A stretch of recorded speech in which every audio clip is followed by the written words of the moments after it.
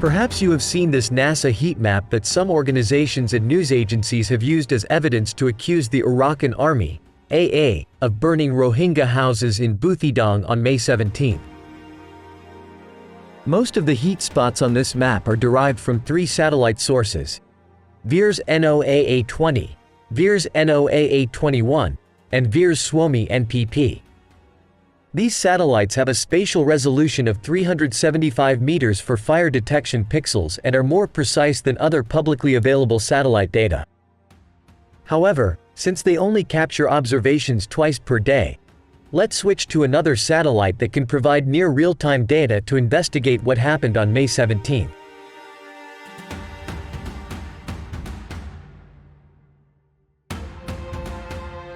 Given that MODIS aboard Aqua and MODIS aboard Terra only pass over once per day and have a low spatial resolution of 1 kilometer for fire detection, we will instead examine data from geostationary satellites such as VIIRS 8, IPMA, and Meteosat-9 LSA SAF.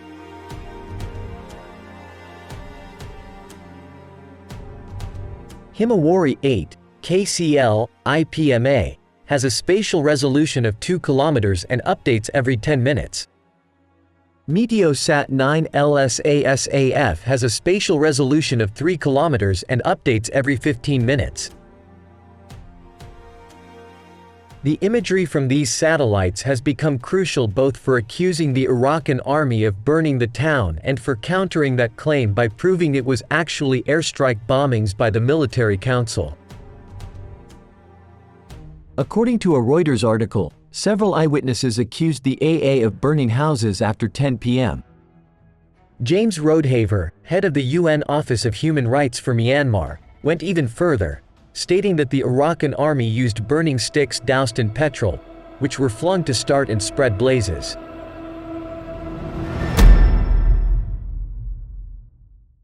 According to Myanmar Now, the military council cut off phone and internet lines in northern Arakan. As a result, only a few people using Bangladeshi mobile networks could access their phones, albeit with much difficulty.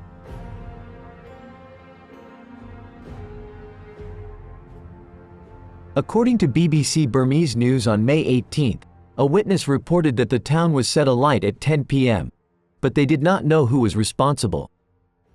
Everyone gathered around the prison, west of town, between 11 p.m. and midnight. Similarly, RFA Burmese News on May 18 quoted a witness who stated that people gathered around the prison and near the Tactical Command headquarters, both located west of the town. BBC, DVB and the RFA News initially used the wrong photo to depict the burning in Buthidaung. The photo, shared by Rohingya activist Ro Nay San Lawin, was later removed by all outlets. In RFA News, Ro Nay San Lawin accused the Arakan Army of committing a war crime by burning houses. In the RFA report, a witness claimed that the AA burned wards 1, 2, 3, 4, 5, 6, 7 and Kachay Khan Peen village. Since Buthidaung has 7 wards, and Kachay Khan Peen is located south of the town, the witness effectively accused the AA of burning every ward in Buthidaung.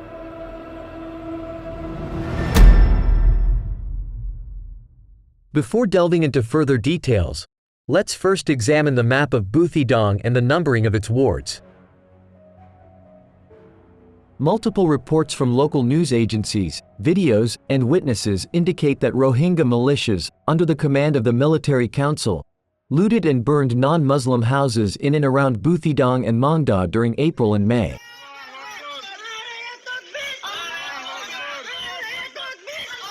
According to a Reuters article, the Rohingya militia set fire to a large area of Buthidaung between April 13 and 16. Local news media estimate that between 1,000 and 1,500 houses were burned during this period. The affected areas include wards 3, 4, 5 and 6, as well as isolated farmhouses in the northwest of the town, Ward 1. This data contradicts the RFA witness report claiming that all the wards were burned by the Arakan Army on May 17 and aligns with a report from Naran Zara News on April 18 that 5 wards in Buthidaung were burned.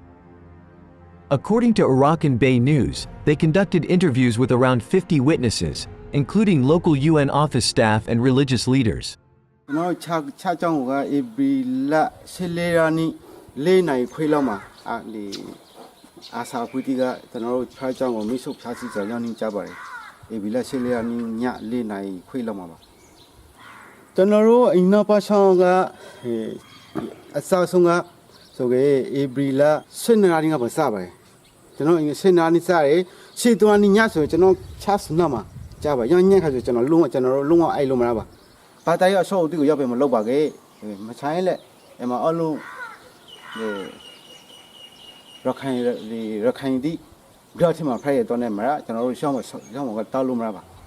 These sources reported that the Arakan Rohingya Salvation Army, ASA, the Rohingya Solidarity Organization, RSO, the Arakan Rohingya Army, ARA, and other Rohingya militias looted the houses before setting them on fire.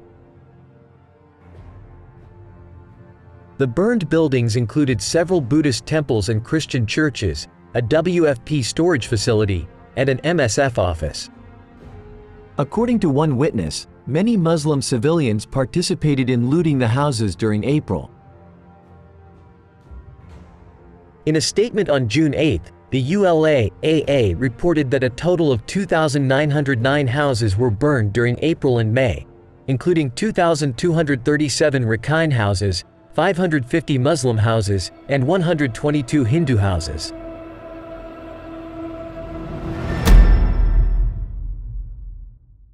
According to RFA News, a witness reported that the military council bombed the town around 1 p.m. on May 17, and that the Arakan Army carried out a drone attack on No. 1 High School around 4 p.m. Historical imagery from Google Maps shows that the school had trenches since November 2023 and had been transformed into a fortified military position. Naranjara News reported on April 19 that the military council troops had taken positions in Wards 7 and 2. Rohingya told Reuters that every indication from his organization's interviews with residents suggested that the Arakan Army was responsible for the burning. On May 18, both RFA and BBC News reported that Rohingya activists accused the AA of burning houses in Buthidaung. An AA spokesperson claimed that airstrikes and bombs were the cause of the fires. However, a witness in the BBC report stated that he did not know who started the fire. According to Naranjara News on May 18, a Muslim witness said that the AA met with Muslim elders on May 17 and instructed them to evacuate the town by the morning of May 18. The burning occurred during the night, but the witness was unsure of how the fire started. An article by Arakan Bay News reported that the burning in the Buthidaung market was caused by Rohingya militia before they retreated on the night of May 17.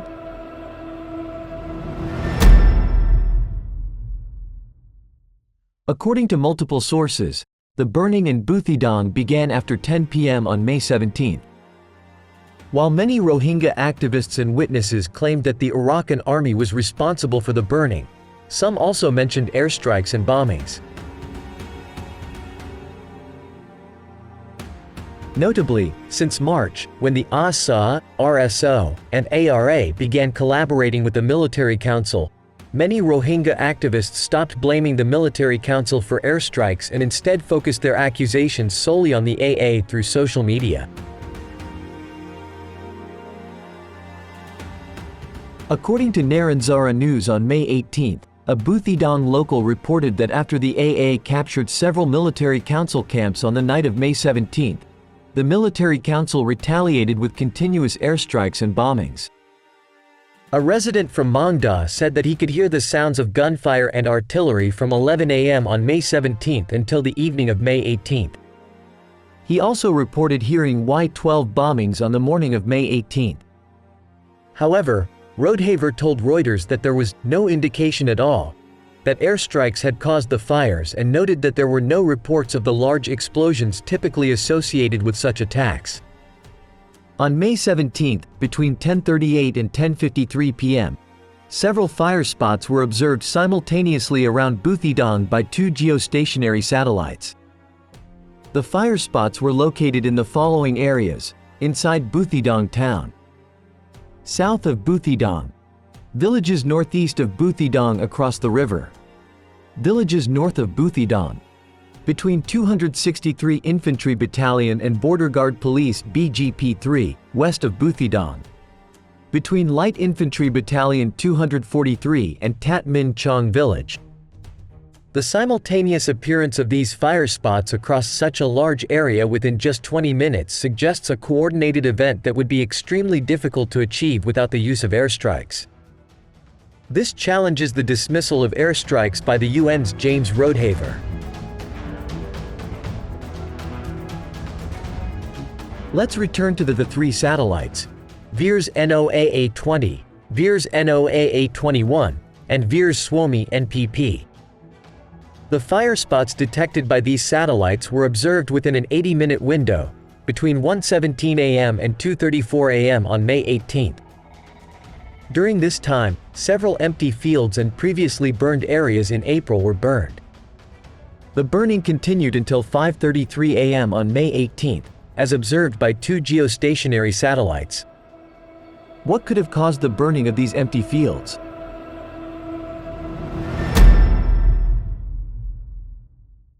According to DVB News, the Arakan Army, Thai National Liberation Army (TNLA), and Myanmar National Democratic Alliance Army (MNDAA) alleged the Military Council of using chemical bombs during Operation 1027 in November 2023. Reports from Al Jazeera and RFA Burmese indicate that the Military Council has been deploying 500-pound bombs with a chemical mixture, effectively turning these bombs into both destructive and incendiary weapons.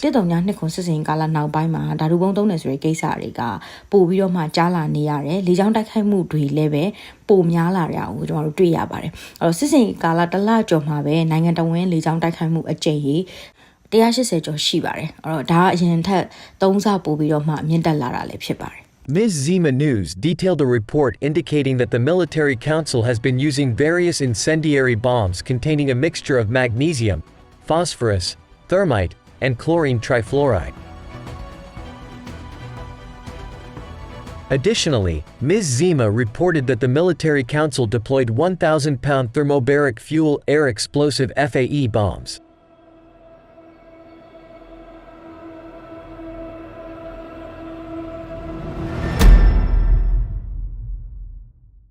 There have been numerous reports of Military Council airstrikes occurring at night. Burma News International has compiled a report documenting several of these nighttime bombings. Below are a few examples of recent nighttime bombing raids and subsequent building fires. BBC News reported on bombings in La Chaux, Thini. RFA News covered bombings in Min Dat. Shan News reported on bombings in Chao Mai. Naran Zara News detailed bombings in Kantongji. The Military Council has conducted large-scale burning operations in Tijiang, with a PDF troop indicating that the Military Council burned houses to clear the line of sight for shooting. The Karen National Union, KNU, similarly reported that the Military Council burned Karen villages near their camps to eliminate cover for resistance forces and prevent them from taking refuge in the buildings. Several locations were bombed at night after being captured by resistance forces.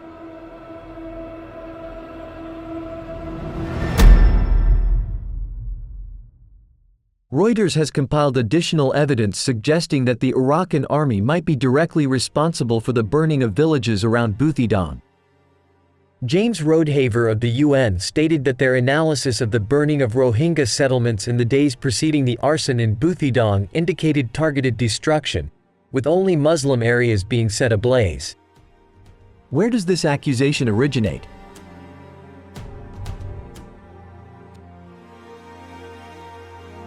Majority of the population around Buthidaung is Muslim, with non-Muslims primarily concentrated in the town itself. There are only a few non-Muslim villages, including those of Hindu, Maro, Khmer, and Dai Net ethnic minorities, each with only a few dozen to a few hundred residents due to population transfers. Most settlements around Buthidaung are Muslim, and non-Muslim villages are relatively few and much smaller in size. Australian analyst Nathan Russer, who posted on X, accused the AA of burning only the Rohingya village of Ngajin Dak while leaving the Buddhist part of the village, which is Dai Net ethnic, untouched. Ngajin Dak mountain pass is primarily used by fleeing military council troops to cross the mountains into Mongda, as the AA has blocked the main Buthidaung-Mongda road. Russer wrote a detailed report attributing responsibility for the burning of Buthidaung and surrounding Rohingya villages to the AA. Both Nathan Russer and Rodehaver largely dismissed the idea that the village burnings could be attributed to artillery shelling and airstrike bombings.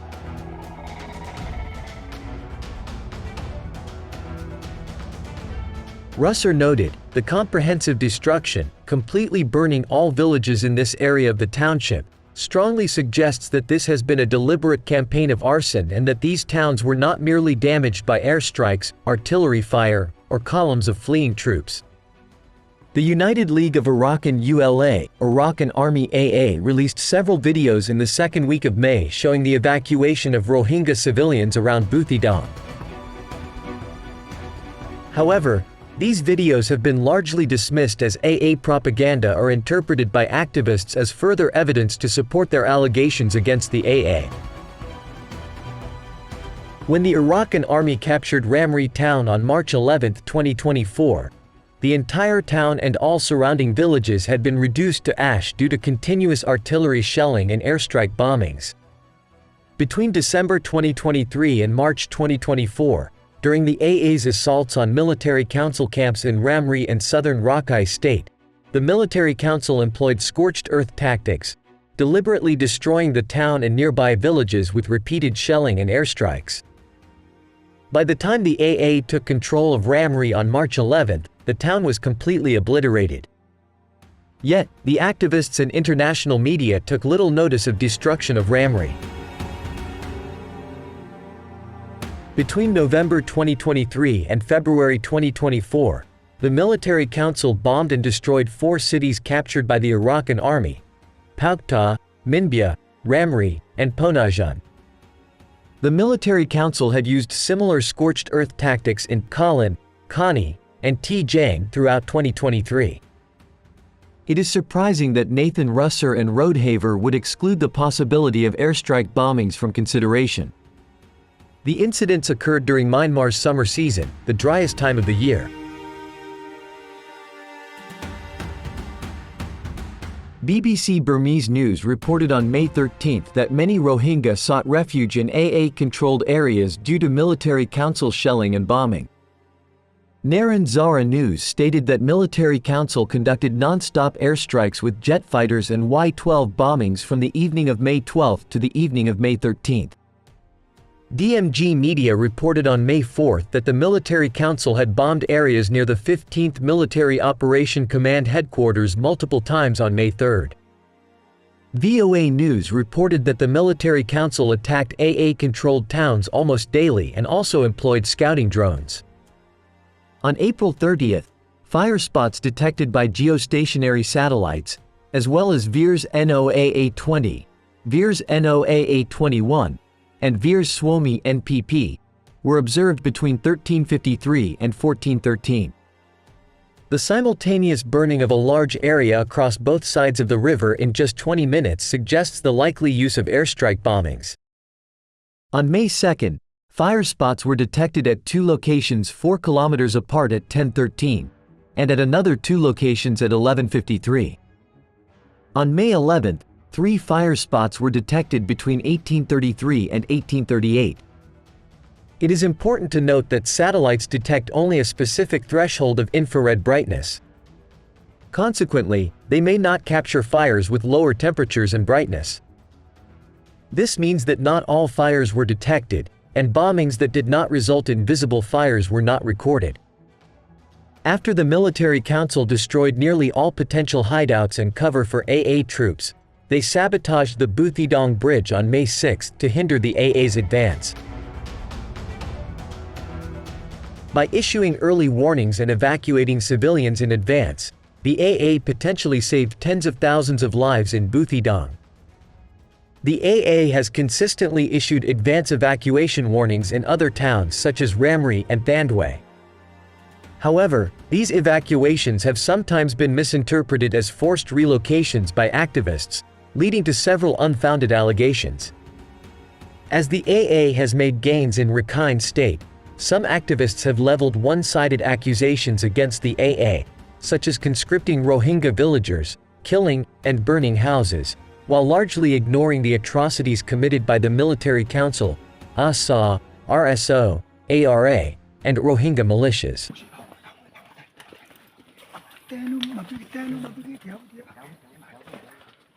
One notable coincidence is that pro-military council accounts on Telegram, which have been instigating conflicts between communities in northern Rakhine, along with Rohingya activists and militias, are presenting the same narrative. They uniformly place all the blame on the Arakan Army while omitting any mention of the actions taken by the Military Council and its collaborators. A thorough investigation into the Buthidaung fires could reveal the potential use of incendiary bombs and large-scale war crimes committed by the Military Council. Nevertheless, the incident has often been used by Rohingya activists to criticize the AA and undermine their efforts to foster coexistence among different communities. Despite these claims and allegations, tens of thousands of Rohingya continue to reside in areas controlled by the AA. As one Rohingya local stated, "We would rather take refuge in an area with people who can coexist by principle."